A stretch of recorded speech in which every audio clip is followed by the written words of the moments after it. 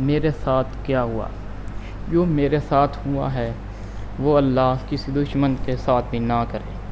میں آج آپ کو اپنی محبت کی دردناک کہانی سنا رہا ہوں، جسے سن کر آپ کی آنکھوں میں آنسو آ جائیں گے۔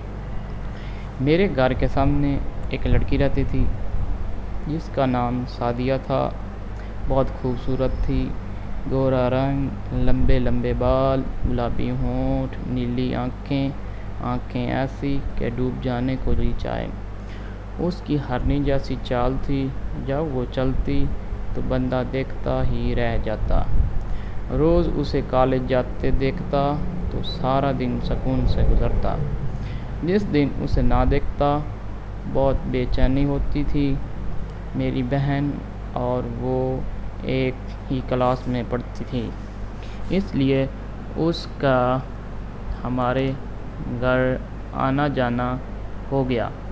وہ میری بہن کے ساتھ بیٹھ کر باتیں کرتی اور لیپ ٹاپ پر کام کرتی رہتی، اور میں کھڑکی سے چھپ کر اس کا دیدار کرتا رہتا۔ وہ مجھے دیکھتی تو اگنور کر دیتی، پھر آہستہ آہستہ اس نے مجھے دیکھ کر مسکرانا شروع کر دیا۔ یہ میری پہلی محبت کی ایک سچی کہانی ہے جو میں آج آپ کو سنا رہا ہوں۔ دوستوں، میں آپ کو بتا نہیں سکتا کہ مجھے کسی نے بتایا تھا کہ اگر لڑکی ہنسی تو سمجھو پھنسی۔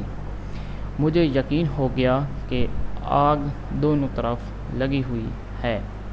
ایک دن وہ مجھے آئی لو یو ضرور بولے گی۔ میں رات کو سونے سے پہلے گھنٹوں اس کو یاد کرتا رہتا، تصویر میں اس سے باتیں کرتا رہتا۔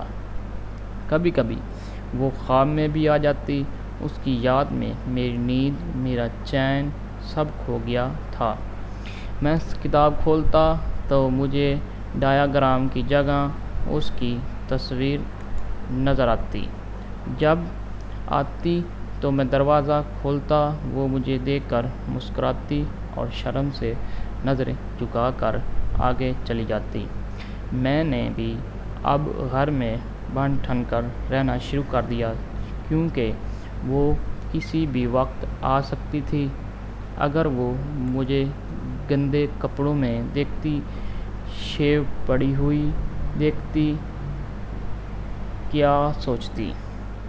مجھے سمجھ نہیں آتی تھی کہ میں اسے آئی لو یو کیسے بولوں، کیونکہ وہ اسی وقت آتی تھی جب میری بہن گھر ہوتی تھی۔ مجھے ایک دوست نے مشورہ دیا کہ اگر خون سے خط لکھو، وہ تمہارا خون سے لکھا ہوا خط دیکھ کر تڑپ پڑے گی۔ میں نے اس مشورے پر عمل کرتے ہوئے ایک سوئی لے کر اپنا خون نکالا اور اپنے خون سے ایک کاغذ پر آئی لو یو لکھ دیا اور خط سنبھال لیا۔ اگلے دن میری بہن اور ماں بازار گئے ہوئے تھے۔ اچانک دروازے پر بیل ہوئی۔ میں اٹھا اور دروازے پر گیا۔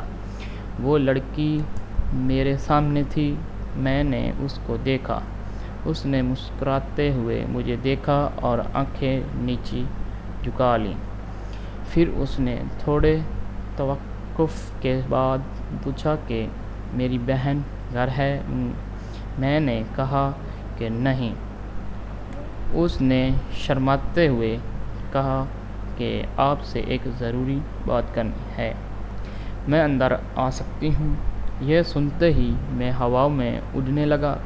مجھے اپنے پیار کی منزل قریب نظر آ رہی تھی۔ میں تصور میں کھو گیا، میں خیالوں میں ڈوبا ہوا تھا۔ اس کی آواز نے مجھے جھنجھوڑا کہ میں اندر آ سکتی ہوں۔ میں راستے سے ہٹ گیا۔ میں اپنے کمرے میں آ گیا تو وہ بھی پیچھے پیچھے میرے کمرے میں آ گئی۔ میں نے اسے بیٹھنے کو کہا، وہ بیٹھ گئی۔ میں نے اسے کہا کہ آپ نے مجھ سے کچھ بات کرنا تھا، لیکن وہ ہچکچا رہی تھی۔ میں سمجھ گیا کہ اس نے مجھے آئی لو یو کہنا ہے۔ لیکن وہ کہہ نہیں پا رہی تھی۔ اس نے نظریں نیچے گاڑی ہوئی تھی۔